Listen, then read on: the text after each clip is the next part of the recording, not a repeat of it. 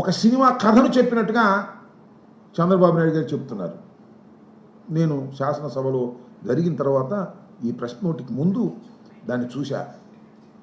పవన్ కళ్యాణ్ గారు నిజంగా cinema hero నటుడు అనుకుంటాం, కానీ పవన్ కళ్యాణ్ గారు ఏం చాలరు. చంద్రబాబు నాయుడు గారు ఆయన నటనకు కానీ ఆయన జరిగినటువంటి ఆ తీరుని ఎక్స్ప్లెయిన్ చేసే విధానం ఆయనే కళ్ళారా చూసినట్టుగా మన త్రిబుల్-ఆర్ గారిని, రఘురామకృష్ణరాజు గారిని ఏ విధంగా చిత్రహింసలు చేశారు, ఏ విధంగా వారి మీద ఎక్కి తొక్కేటటువంటి ప్రయత్నం చేశారు, ఇవన్నీ చెప్పుకుంటూ వచ్చారు. ఇవన్నీ పచ్చి అబద్ధాలని, అలాంటి కస్టోడియల్ టార్చర్ జరగలేదని నేను చెప్తున్న మాట కాదు, ఆ రోజు ప్రభుత్వం చెప్పిన మాట కాదు, ఆ రోజు పోలీసులు చెప్పిన మాట కాదు. సుప్రీంకోర్టు, సాక్షాత్తు సుప్రీంకోర్టుకు వెళ్ళి రఘురామకృష్ణరాజు గారు నా మీద టార్చర్ జరిగింది అంటే నో, మేము దాన్ని నమ్మటం లేదని పక్కన పెట్టేశారు.